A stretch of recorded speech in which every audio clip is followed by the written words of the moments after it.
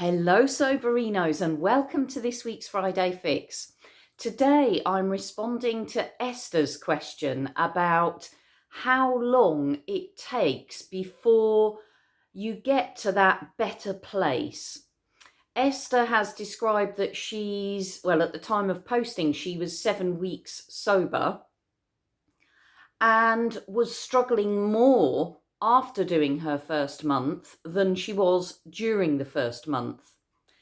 And so asking this question about, how long does it take? Now, the simple answer to this, and you're going to know what's coming, is that it's different for different people.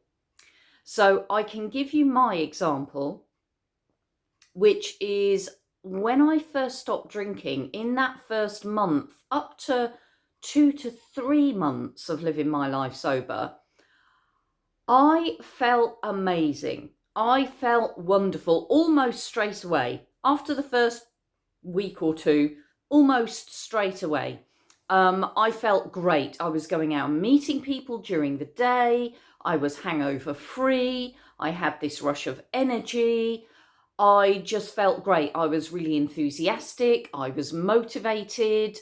I was keen to really get this new version of my life into being, to bring it into being and to make it a reality. Now, after about the first 3 months, it started getting tougher. Now, this was such a long time ago for me that I honestly can't remember the timeline accurately, and the way I describe it possibly changes from video to video. But it was roughly that 3 to 4 months maybe in to me living my life sober. It became really tough. And I developed, over the decades that I'd been drinking, I had developed some issues with anxiety, my mental health. I was experiencing these bouts of panic attacks and anxiety attacks when I wasn't drinking, and I would need to drink in order to alleviate the anxiety and the panic. That was kind of the way my drinking had ended up. That was the pattern I was in. I was using it as a medicine, basically. So when I stopped drinking, that all stopped. I felt fantastic.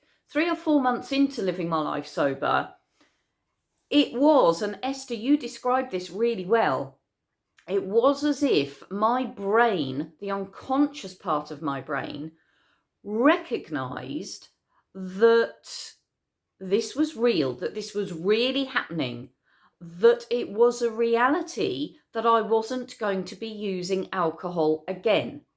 And when it kind of realised this and reality kicked home, it kind of threw all its dummies out the pram, all its toys out the pram, and just went, whoa, I don't like this. This feels unusual. This feels different. I'm not sure we can cope with this. And threw a bit of a wobble. And for the remainder of that first year, my panic attacks and my anxiety attacks came back with a vengeance and were like nothing I had experienced before. So for about the following 9 to 12 months, can't remember the time scale, I had to go into battle with my mental health big time. Because that unconscious part of my brain was recognizing that I was no longer just going to reach for alcohol in order to be able to alleviate those symptoms. So I had to learn to deal with anxiety in other ways instead. So for me, after the first 3 months and for the remainder of that first year sober, it was a nightmare. It was hell. I had to go through hell. I remember one day I was on holiday in Spain. In fact, was I living in Spain or was I on holiday in Spain? Can't remember. But anyway, I was at a friend's house in Spain, and I remember being in the bed and unable to sleep, undergoing this major panic attack. I think I spent about 3 days in bed feeling really, really ill and being too scared to get out of bed. Too scared to go anywhere, too scared to face the world. It was like I was a prisoner in that bed. And I think that was the worst my anxiety had ever got, that it had actually got to that point where I felt trapped by it, where I felt I couldn't go anywhere and I couldn't go anything. I thought I was going mad. It got really, really bad. And then bit by bit, I managed to overcome it and I learnt ways of dealing with it, and I ended up anxiety panic free. So for me, Esther, the journey was much more complicated than it is for some people. So I had 3 months of amazing. I then had 6 to 9 to 12 months of hard work and kind of ups and downs and dips into pure and utter misery and hell, and then lights at the end of the tunnel, then dips again, until I finally got, and I would say it probably took me a good year, I finally got to that point of living my life easily, confidently, and happily sober. Having said that, I know other people who really struggled for the first 1 month, the first 2 months, the first 3 months, and then it started to get slightly easier, and gradually, bit by bit, it built up and it became easier and easier and easier. The point I'm making out of all of this is that it's different for every person. The important bit to remember, and it sounds like you already know this, is that when we stop drinking, our bodies and our minds, because the two are very interconnected, need to heal, because over the years they've been spending a lot of energy, a lot of time into processing all of the toxins from the alcohol, processing all of the mental health issues we've given ourselves through drinking, the low self-confidence, the low self-esteem, the lack of self-respect, the guilt and the shame. All of that has an impact on our mental health in some way, shape or form. For some people it's going to be greater, and for some people it's going to be lesser. So our minds and our bodies need to not only heal, but rebalance and readjust.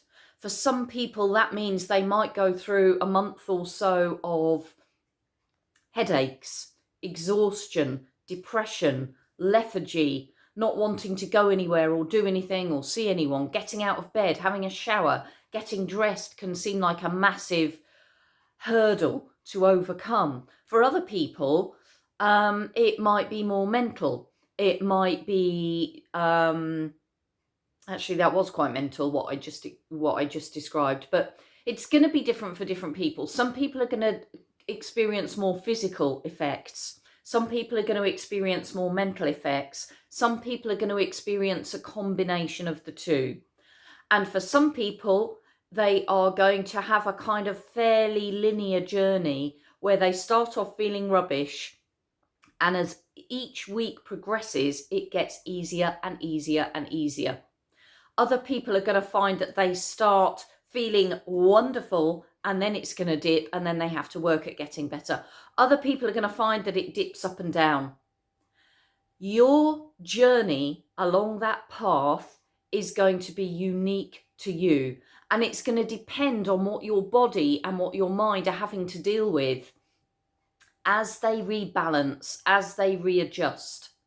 So the best bit of advice I can give to you is to get curious rather than being anxious about it, because anxiety is quite a debilitating state to be in. Is to get curious instead of anxious. Get curious about your journey. You can start to wonder what it's going to be like today, what it's going to be like tomorrow. How is tomorrow going to be different than today? How is your journey going to be for you? What's it going to look like? But no matter what your journey is going to be like for you, whether you're going to feel fantastic in 3 months' time, whether you're going to feel fantastic in 6 months' time, whether you're going to feel fantastic some days and miserable on other days, you can get curious about the experience. Imagine yourself as an explorer, exploring the way forward for you in living your life sober, and how it's going to open your life up for you, how long it's going to take before your life opens up for you. When you approach it in a state of curiosity, it makes it easier, it makes it more positive, it makes it more like you are having an adventure rather than you are being dragged by your coattails through the mud. So yeah, curiosity is a really good state to approach this with, and just knowing that there is a light at the end of the tunnel, being reassured that it will get easier and it will get better, and there might be ups and downs along the way, but you are going to end up in this amazing space where living sober is the automatic. That's the default. That's what you don't have to think about anymore. And drinking isn't even a thought. It's not even something that you think about. There's no energy, there's no headspace that goes into drinking anymore. And I just want to reassure you that you will get there, and the journey to get there looks different for every single one of us. So don't get too sidelined by reading about other people's experiences, because your experience is going to be unique to you. And whatever's going on for you physically, mentally, is normal. It's normal for you. Hope that answered your question to some degree, Esther, and I hope it was useful for others to listen to too. I'll look forward to catching up with you guys in tomorrow's Saturday Share, but in the meantime, let's go get sober together. Bye.